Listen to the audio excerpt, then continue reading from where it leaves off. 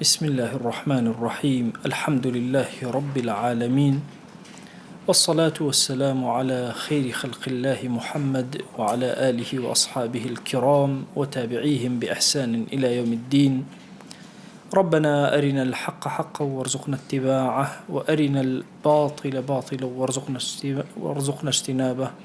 ربنا آتنا في الدنيا حسنة وفي الآخرة حسنة وقنا عذاب النار. بەڕێزان خۆشەویستان ئێمە لە نۆمینەی حاجیان بە ئەفضل ئەیامی سەرزەوی باشترین ڕۆژەکانی سەرزەوی حیساب ئەکرێن. پێغەمبەری خوا صلی الله عليه وآله وسلم لە فەرمایشتەکانە بە ئەحەب إلى الله بە ئەزکا بە ئەفضل بە ئەڕجا بەمانە هەمووی ناوی ئەم دەڕۆژەی بردووە کە فەزیلەتی ئەم دەڕۆژە زۆر گەورەیە. شەوەکانیشی عینەن زۆر گەورەیە بۆیە لە قورئانی پیرۆزە خوای گەورە سوێن بە شەوەکانی ئەخوا فەرمێ وەلەیالین عەشر. وەلەما فەرموون ئەم لەیالین عەشرەمە بەستی لە نۆمینەی حاجیانە بە ڕۆژی جەژنیشەوە کە کاتە دا. بۆیە سعیدی کوڕی جوبەیر ڕەزا ڕەحمەتی خوای لێبێ ئەفەرمێ لا تطفئوا سورجكم ليالي 9 ذي الحجة. ئەفەرمێ لە شەوانی 9 ذی الحجە یا با بڵێن نۆمینەی حاجیانە ئەفەرمێ چراکانی ماڵتان مەکوژێننەوە، واتە شەوەکان زیندووکەنەوە بە شەوەکان تایە پڕ ڕۆح و پڕ خواناسی و پڕ دینداری بێ. ئێمەش لەو شەوە جوانانە ژیان بەسەر ئەبین. بۆیە ئەمڕۆ سەرەتای ئەم وتارەمان بە 10 سەڵەوات لە دیداری پێغەمبەر صلی الله عليه وآله وسلم دەست پێ ئەکەین و ئەڵێن اللهم صل على سيدنا محمد وعلى آل سيدنا محمد.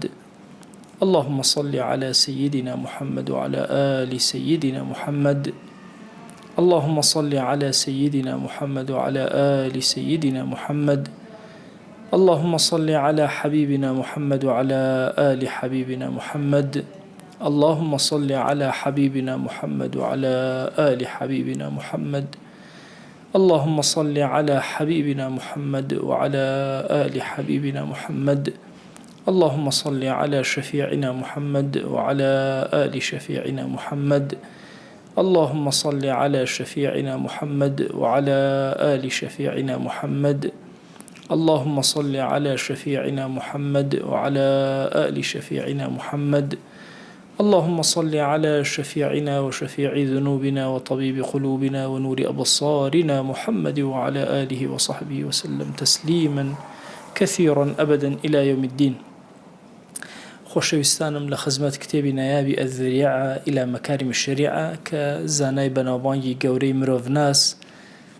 ڕاغیبی ئەسفەهانی نووسیویەتی زۆر شتی پێناساندین لە خۆمان. ئایا مرۆڤ چییە، مرۆڤ چ کارەیە، مرۆڤ لە چەند بەش پێکاتوە چۆنە.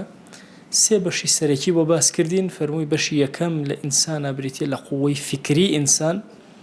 بەشی دووەم لە ئینسانە بریتیە لە قووەی شەهەوانی ئینسان، سێهەم بریتیە لە قووەی حەمیە لە ئینسانە.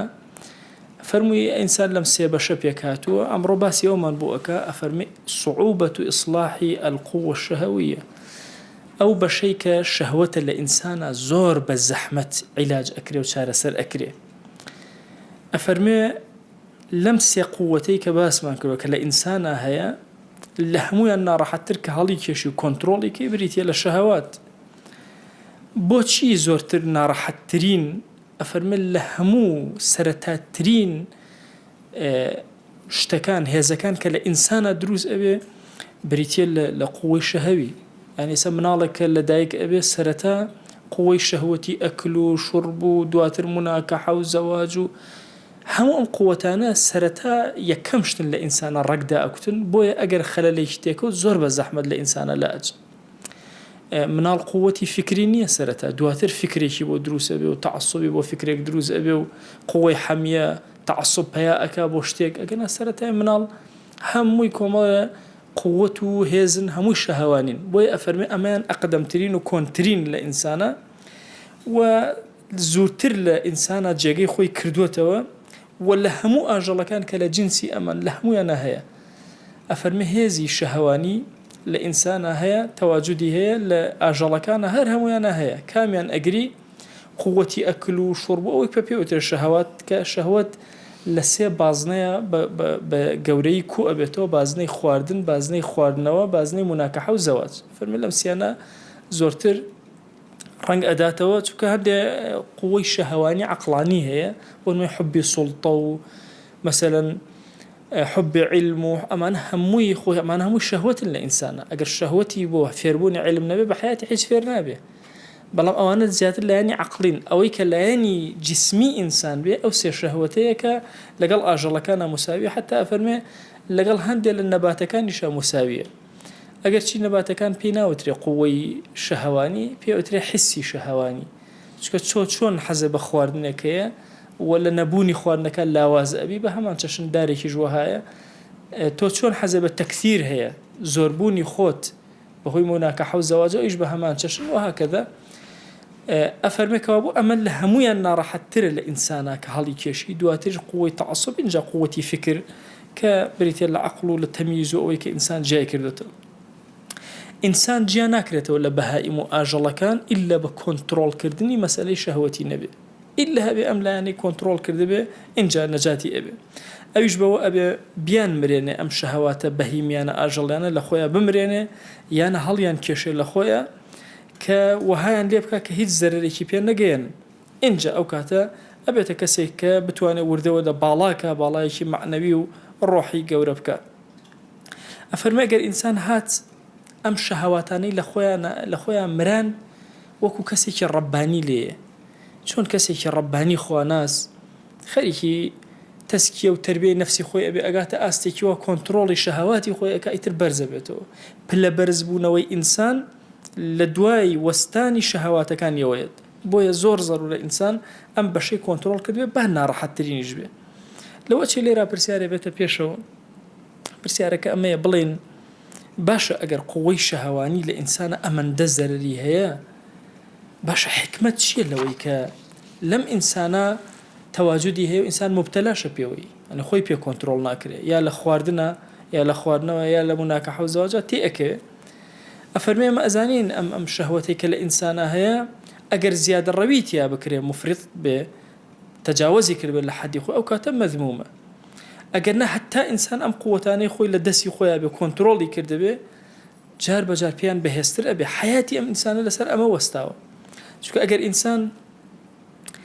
ئەگەر مەسەلەن قووەی شەهەوانی مناکەحە لە ئینسانە نەبێ ئەزان وەچەی ئینسان ئەبڕێتەوە چونکە ئەو ئینسانانە کە ئەگەنە ڕۆحیەت و ئاستێکی بەرز بە هیچ شێوازە مناکەحە ناکەن بەڵام ئەم شەهوەتە وهای کردووە سەرنەوی ئەکەن لەبەردەم ئەم شەهوەتە وەلاشەیان داوای ئەکە و نزیک ئەبنەوە و ئینسانیت بەقای ئەبێ و لە خواردنە ئەگەر بێت و ئینسان ئەم قووەتە شەهەوانی لە ئینسانە نەبێ واز لە خواردن بە کولیێنێ لە خواردنەوە بە کولیێنێ لەوە ئەچێبی کوژێ کۆتایی پێبێنێ هەندێک لەو شەهەواتانەی کە هەن لە حیاتی ئینسانە کە خۆی گەورە خەڵقی کردوون هەمووی محتاجاتی ئینسانە بەڵام ئینسان ئەبێ کۆنتڕۆڵی کە نەهێڵێ لە حەدی خۆی تەجاوزکات چونکە لە حەدی خۆی تەجاوزی کرد ئیتر زەرر ئەدا لە ئینسانەکە خۆی گەورە لە قورئانی پیرۆزە ئەفەرمێ زویینە للناس حب الشهوات خوا جل جلاله ئەم حبی شەهەواتە جوانی کردووە لە پێش چاوی ئینسانەکان من النساء والبنين والقناطير المقنطرة من الذهب والفضة والخيل المسومة والأنعام والحرث ذلك متاع الحياة الدنيا جوان كراوة لبيشاوي إنسان خوشويستي أم شهواتانا لأفرتانا لأولادكانا والقناطير المقنطرة من الذهب والفضة كيو يان خانوي قورة لألطون وزيو طبيعة إنسان وإنه لحب الخير لشديد بلا أمانة ده حر باركو أكاد بشكل فطرة إنسانك والخيل المسومة إن جاء أو أسبت جوانانيك نيوشواني قشنق جوان ديارا لدورة وتسويم كراون والأنعام والحرث حزيبة أنواع جوري أجل كان هي وحزيبة كشتوكال هي ذلك متاع الحياة الدنيا أوي بيئة متاع الحياة الدنيا شهوات ولدلي إنسانا والله عنده حسن المآب باشترين قرانوا لا إخوة جل جلاله كإنسان بزانة شون أمانة لشوين إخوة دانه ولا جاي إخوة دانه كوابو خدي أم شهوتان لإنسان ضرورته بلام إنسان واجبه لسري كنترولي كردبه للسنوري خوي تجاوزي نكردبه كوابو أمر بتو نكراوه بي هیچ شهوتي لخوتان نهيلي نا أمر بيت كراوه كشهوته كان تنظيم كي إيماتيان كي لحرامه هەڵیان کێشی لە بەرامبەر حرامە بەڵام لە حەڵاڵەکانە ئەوە رب العالمین ڕەحمەتێکە پێی داوی تۆش بەکاریێنی ئەفەرمێن بزەبت ئەمە وەکو کەسێک وایە دوژمنیشە و هاوڵیش دوژمنیشە و هاوڵیش ناکرێ هاوڵایەتی نەکەی بەڵام ئەبێ ئاگاد لێبێ ئەو دوژمنێکی خەتەرناک ئەمەم ئەخوێندەوە مۆبایل هاتە پێش چاوم بزەبت مۆبایل تازە ئەمڕۆ بۆتە زەڕورەتێک تۆ هەر ئەبێ پێت بێ بەڵام ئەمە دوژمنێکە و لابد دیشە پێت ئایا چۆن مامەڵەی لەگەڵا ئەەکەی ئەم دوژمنە چەندێک وا ئەەکەی کۆنتترۆڵێکی بزەبت شەهواتی تۆش ئەو هەیە شەهواتەکان ئەبەم کەیفێتەیە کە تۆ بزانی چۆن بەکاری ئێنی ئەوە تا شەڕێکە و لە گیرفانی توێ شەڕێکە لە ماڵەکەی توێ ئەمڕۆ بتەوێ یان نەتەوێ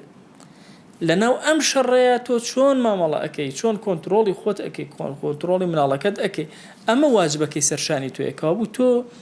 واجبەکە ئەمە نییە بڵێ وەڵا با مۆبایل فڕێ بدەم تازە عیلاجت نییە بەشێک لە ژیان پەیوەندیەکانە ئەمڕۆ ئەی چی بکەم چۆن کۆنتترۆڵی ئەمە ئەەکەم شەهوەتی خۆش داوایە چۆن ئەم شەهوەتە کۆنتترۆڵەکەم چۆن ڕای ئەگەرم چۆن ئەی وەستێنم ئەمە گرنگە لە حیاتی ئینسانی مسلمانە کە کاری لەسەر بکە و ئیشی لەسەر بکە ئەفەرمێ عداوەتی بەردەوامە لەگەڵ تۆیە تۆش ئیستیغنا ناتوانانی لەو بکەی دەی عاقڵ ئەوەیە کە سوودەکانی وەرئەگرێ لە هەموو شەهوات و لەگەڵ یا مامەڵەکە و ناهێڵە خراپەکان تەجاوزکەن هەمیشە بە حەزەرەوە لەگەڵ یا مامەڵەکە متەنەبی شاعر قسەیەکی هەیە فەرموویەتی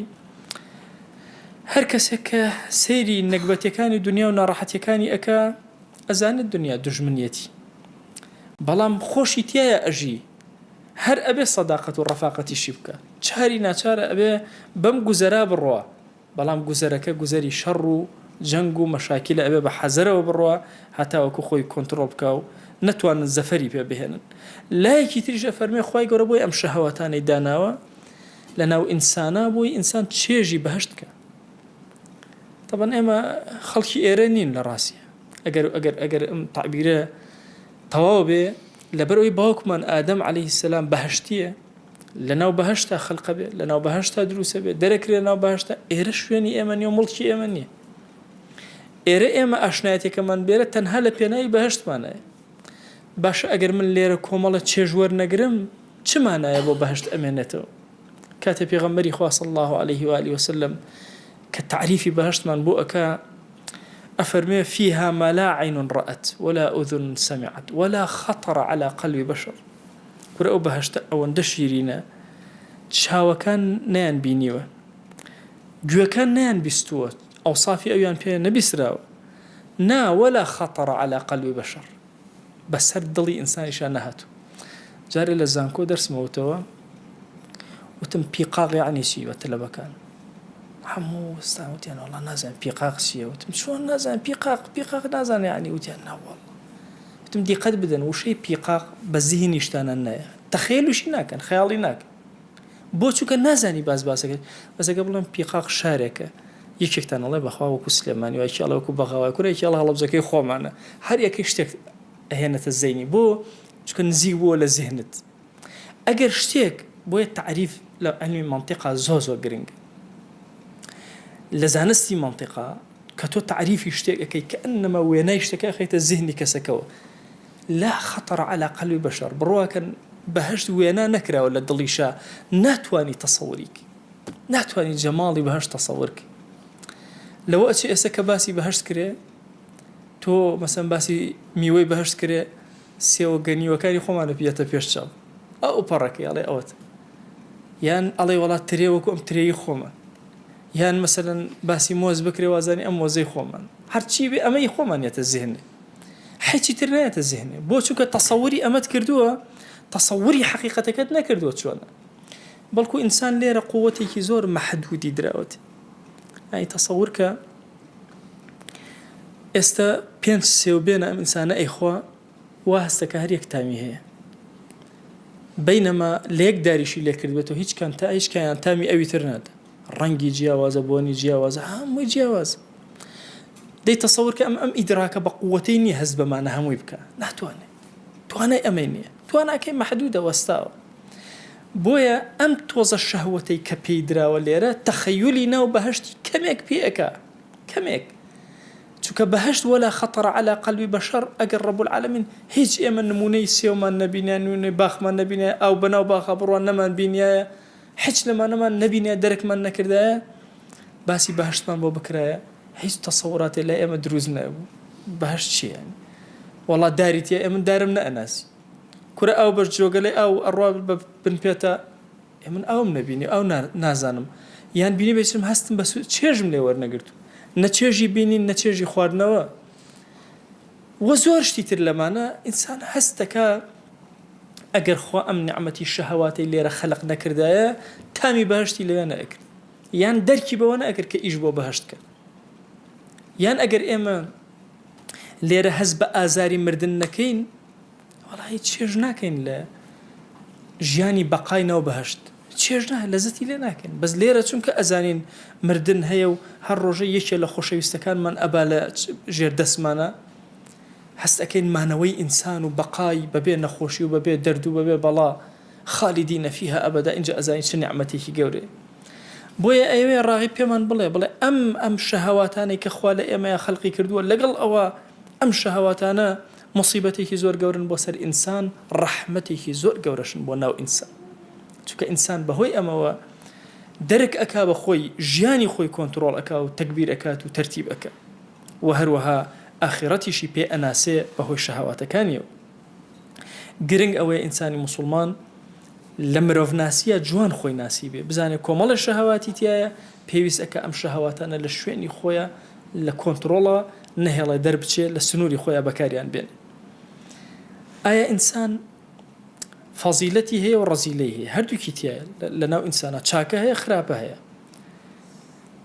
چاکە و خراپە چۆن لە کوردەواریە ئەڵێ قسە ئەهێنێ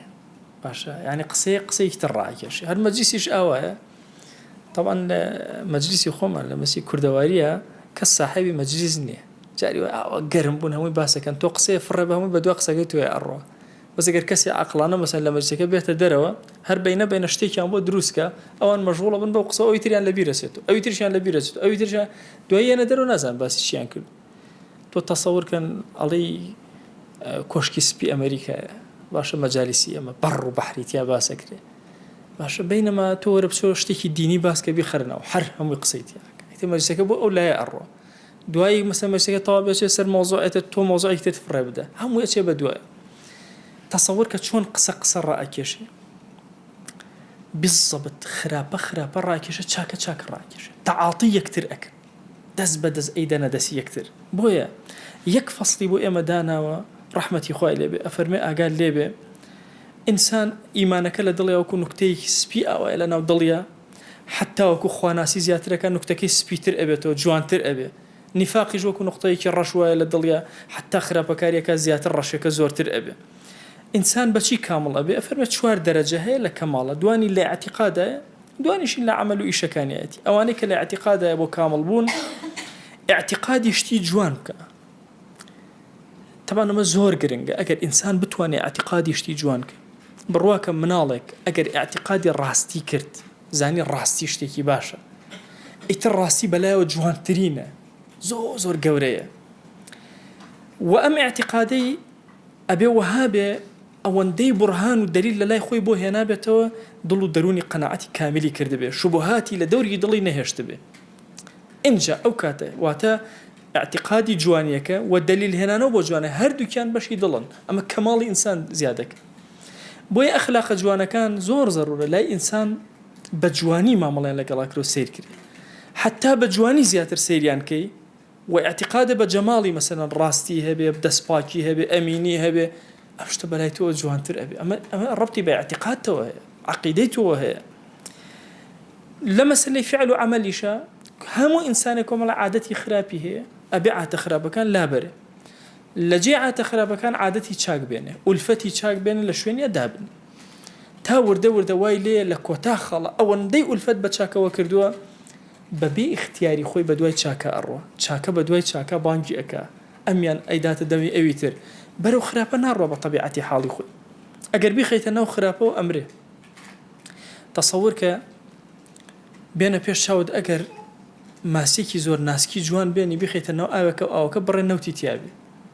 باشە ئەم خۆی تەحمل ناکە ئەمرێتیایە بیخەنەوە ئاوێکی پاکەوە گەشەکە بیخەنەوە ئاوێکی پاکترەوە گەشەکە خودی ئەم ماسیە هەر خودی نەفەرەکەیە عینەن بۆیە ئەم کەسەی کە اعتقادی بە جوان هەبوو ئەدیلەی بۆ خۆی هێنایەوە لە خراپەکان وردەوەدە دوورکەوتە ئەوەندەی ئولفەت بە چاکەوە گرت ئەگاتە قاڵبێکی بەرزی خواناسی ئەوها لە تەسەووفە ئەگاتە پلەیەکی وەها کە هەمیشە خۆی بۆ خۆی دڵی ئیتر بە دوای جوانەکانە ئەڕوو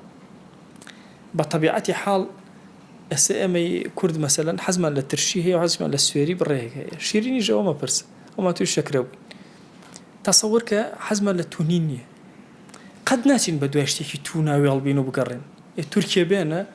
یا هیندێ بێنە ئەو بەعکسی ئێمەوە ئەو بە دوای با بڵێن شتە تونەکانە ئەگەڕێ ئێمەش بە دوای شتە ترشەکانە ئەگەڕێن بۆ چکە ئولفەتی من لێرەیە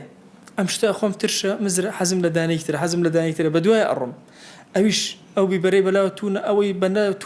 تونترە خۆشترە بەلایەوە هەتا ئەڕۆ بسەبت بۆ کەیفێتە بۆیە لە عادەتە باشەکانە ئەگەر ئینسان عادەتی بە فەضائیلەوە گرت حتا زیاتر فەضیلەی جوانترکە هێشتا بەلایەوە کەمە و بە طەبیعەتی خۆی ئیتر ئەو کاتە کە شتێکی خوار نزیکی دەمی کردەوە تون نەبوو کابرای هێند پێ ناخورێ ناتوانێت ئەگەر تونیش بوو کابرای کوردە پێ ناخورێ باشە بۆیە حاڵی تۆ بەم شێوازەیە ئەوەندە چاکەکاری لەناو چاکەیە خەستە بیتەوە لەکوێ مەجلیسی بۆن خۆشان و چاکان بوو تۆ لەوێ ئەگیرسیتەوە یان بڵێن ئەگەر نمونە بێنەوە بە هەنگ تەسەوورکەن قەت ئەبین بە پیسایەوە بنیشێتەوە ئەبەدەن هەمیشە بەم گوڵەوە ئەچێتە سەر ئەو گوڵ پەنا بۆ گوڵێکترەوە بۆ فیتڕەتی لەسەر گوڵ پێکاتوە ئەی وەرە پێش چاوی بیانە پێش چاوی خۆت قالۆنچەیەک بێنە تەوان لە کوردیا پێیان گوخلیانکە باشە لەم بەهارە ئەمە هەر مەژغوڵە یەت و ئەڕوا لەم سەروێنی بۆ ئەویتر دەی پیسایی خڕەکاتەوە ئێوەرە بزانە ئەو هەموو گوڵە جوانە هەیە نزیکی گوڵی ئەکەوێتەوە ناکەوێتەوە بیزەبت ئەفەرمی ئاو هەیە ئەو کەسەی کە چاکەکارە فەضیلەتەکانی بەو شێوازەیە اعتقادی هەمیشە بە جوان هەیە و هەمیشە بڕهان و دلیل بۆ جوانەکانی خۆی ئەهێنێتەوە و هەمیشەش هەوڵ ئەدا عادەتە پیسەکانی لابەرێ و عادەتی جوان لە جێگەیانە بڕوێنە ئەفەرمێ بە هەمان چەشن لە ڕەذائیلی شەهر ئاو هەیە عینەن ئەو کەسەی اعتقادی بە قەبیح هەیە یعنی تەسەوور کە ئەگەر کەسێک اعتقادی دزی لای ئەو جوان بێ ناتوانێ ئیتر بەلایەوە جوانە خۆی بۆ خۆی دلیل بۆ خۆی هێنێتەوە بۆ جوانی ئەوە وەڵا کاکە بۆچی خۆم مانووکەم ئەوە شتێکم دەسەکەوە پارەیەکی بەلاش دەست ئەبم و ئەوان لای خۆی تر عەقیدە وردەوردە دلیل بۆ خۆی ئەهێنێتەوە دوایی وردەوردە دەستپاکی لە خۆی دوورە خاتەوە دوای قاڵ ئەبێتەوە لە دزیەکە ئیتر فکر و هۆش و زیهر و هەمووی لە لای دزیە بێ درۆزنی شەر ئەوە یعنی یەکەم جار اعتقاد ئەگەر درۆ لە پێش چاوی زیهنی ناشرین بێ جورئەتی ئەوە ناکات درۆ بکە بەڵام وردەوردە اعتقادی وای لەیەکە پێی جوانە اینجا دلیل ئەهێنێتەوە دەی وای لێ خۆی لە ڕازگۆیەکان ئەدزێتەوە وای لێ درۆ بێتە فەن لای ئەم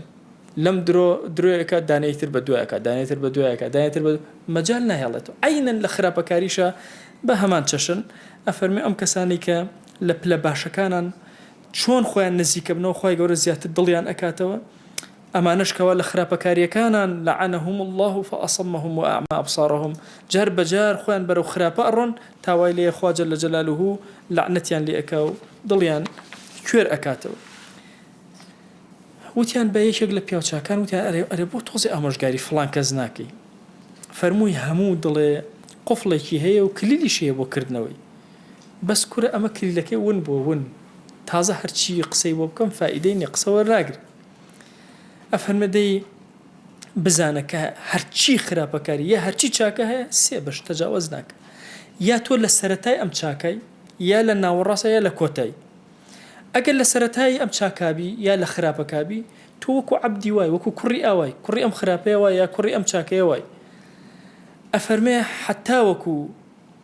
لەم سەرەتایابی مانوو ئەبی طبعا بیرکەرەوە ئەگەر کەسێ خزمەتکاری کەسێ بە چەنێ مانوو ئەبێ پێڵێ ئەو شتەم بۆ بکە ئەو شتەم بۆ بکە ئەوژە چێ بۆی ئەکا مانوو ئەبێ چاکەش ئاوای و خراپەش ئاوای دوای کە بوویتە وەسەط چوویتە وەسەتەوە وەکو برای لێ وەکو هاوڵی لێ هەنەجار تۆ ئیش بۆ ئۆکەی هەنەجار ئەو ئیش بۆ تۆ ئەکە ئەڵێ کوڕەگەی شتە ئینتیها وهای لێ تۆ ئەبیتە خاوەنی چاکەکە حەزەکەی ئەم چاکە پەخشکەی لەناو عالەمە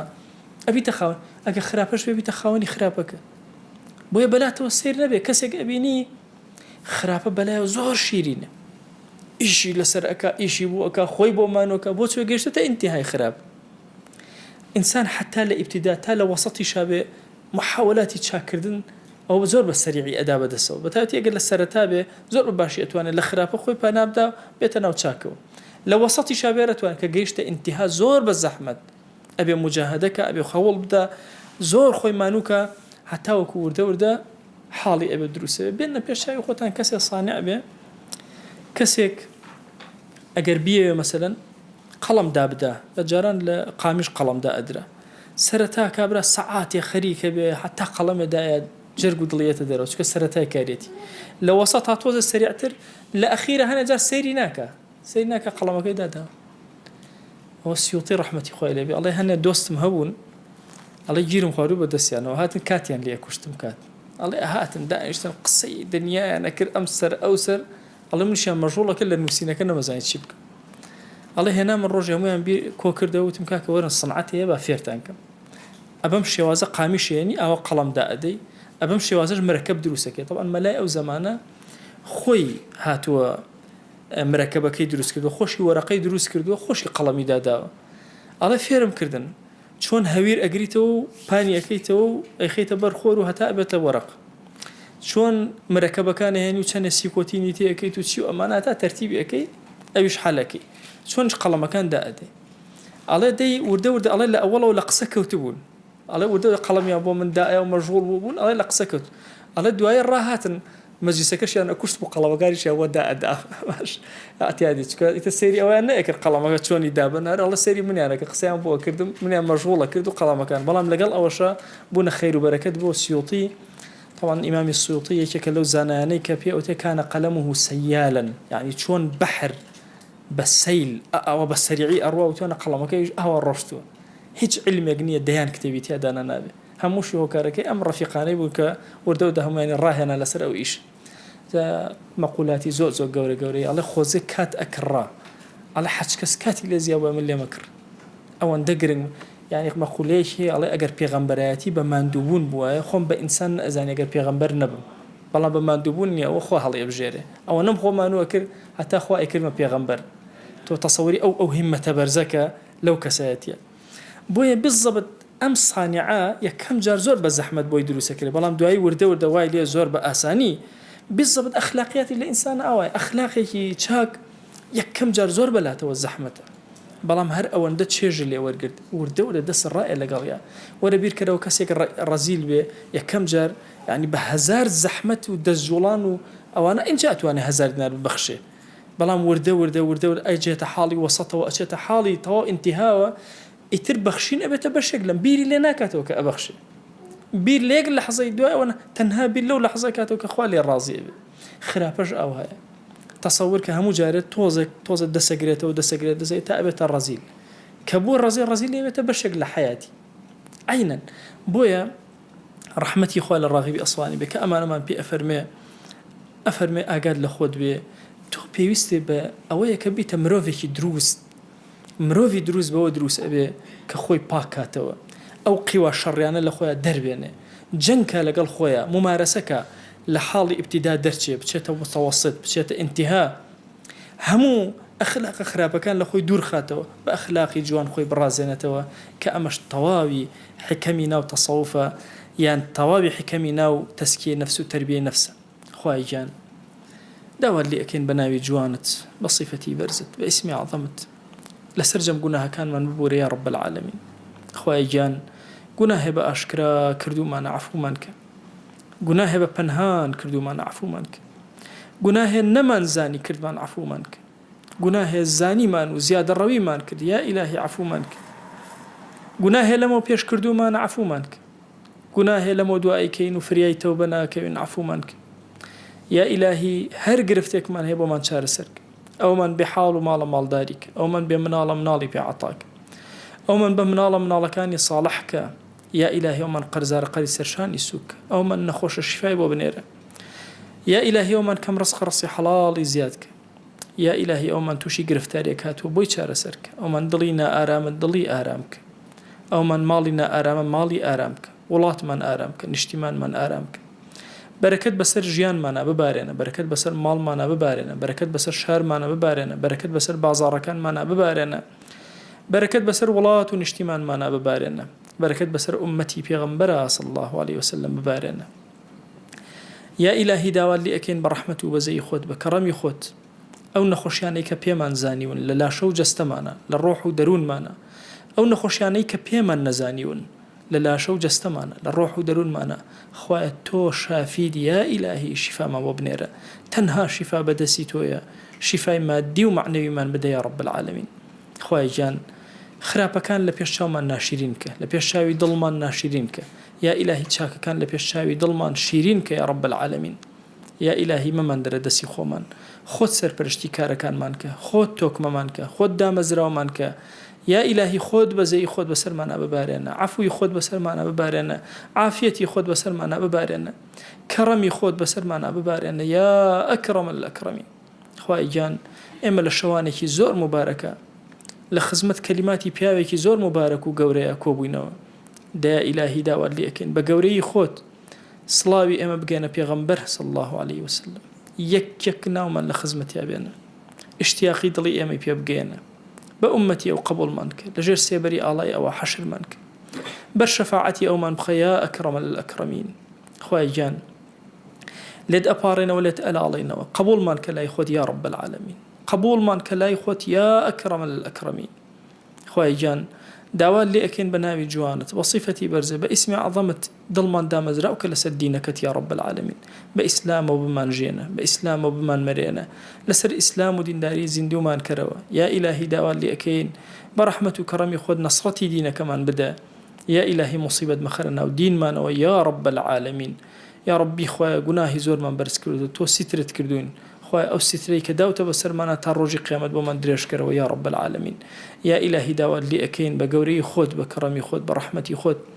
تۆ خاوەنی هەموو دنیای یا ئیلاهی گرفتەکانی دنیامان چارەسەرکە، ئەو ئەندە حەڵاڵمان بدەرێ محتاجی حەراممان مەکە یا ئەکرەم الئەکرەمین. خوای گیان حەڵاڵێکی زۆرت هەیە یا ربی، ئەو ئەندە حەڵاڵمان بدەرێ محتاجی حەرام نەبین یا ئەکرەم الئەکرەمین. یا ربی خوای گیان داوات لێ ئەکەین لە گوناهی دایک و باوکمان ببوورە، خوای لە گوناهی دایک و باوکمان ببوورە، ئەو دایک و باوکانەی لە ژیانان خوای گیان سێبەریان زیاتر کە بەسەرمانەوە، عاقبەتیان خێرکە، لەسەر ئیمان بیان ژیانە یا رب العالمین، لەسەر ئیمان بیان مرێنە، ئەو دایک و باوکانەی وەفاتیان کردووە گۆڕەکانیان پڕنور کە یا رب العالمین، لێیان خۆش بە یا ئەکرەم الئەکرەمین، بەزەی بەسەریانە ببارێنە یا ئەکرەم الئەکرەمین. خوای گیان داوات لێ ئەکەین لە گوناهی مردووەکانمان ببوورە، تایبەت ئەو مردووە بێنازانەی کەس نییە لە ئومەتی پێغەمبەر صلی الله عليه وسلم دوعایان بۆ بکە. یا ئیلاهی ئێمە لێرە دوعایان بۆ ئەکەین هەر مردوویە بێ کەسە، یا ئیلاهی ڕەحمەتی خۆت بەسەریا ببارێن، عەفوی خۆت بەسەریا ببارێنە. یا ربی خوایە داوات لێ ئەکەین بە ڕەحمەت و بەزەی خۆت بە کەڕەمی خۆت ئارامی بەسەر گۆڕەکانیانە ببارێنە یا ئەکرەم الئەکرەمین. خوای گیان ئومەتی پێغەمبەرەکەت صلی الله عليه وسلم لە شکستێکی زۆر گەورەیە، هەموو جیهان بەرامبەری وەستاوەتەوە، داوات لێ ئەکەین بە ڕەحمەتی خۆت ئومەت بخەرەوە سەر قاچەکانی خۆی یا رب العالمین، لە فەساد بمان پارێزە یا ئەکرەم الئەکرەمین. یا ربی خوای گیان وەچەکانمان ئەولادەکانمان وەچەی وەچەکانمان لە دەستی کافران بپارێزە یا رب العالمین. یا ربی خوای جەستەیان زهنیان عەقڵیان ڕۆحیان فکریان پارێزراوکە یا رب العالمین. خوای داوات لێ ئەکەین بە کەڕەمی خۆت بە لوتفی خۆت بە ڕەحمەتی خۆت دوعاکانمان قبوڵ کە، خوای دوعاکانمان قبوڵ کە، خوای دوعاکانمان قبوڵ کە. خوای ئەم عەبدانە هاتوونەتە ئەم دەرسە و لە حوزوری ئەم دەرسە هەن، ئەوانەی کە سیرمان ئەکەن و متابعەکەن لەگەڵمانە لە دەرسەکانە، بەخوا پەروەردگارە ئەمانە سەری بەرزیان نەوی ناکەن تەنها لە سوجدانە بێ لە بەرامبەر تۆیە، ئەمانە ڕکوع نابن و پشتیان نەوی ناکەن تەنها لە حوزوری مەقامی تۆیان نەبێ،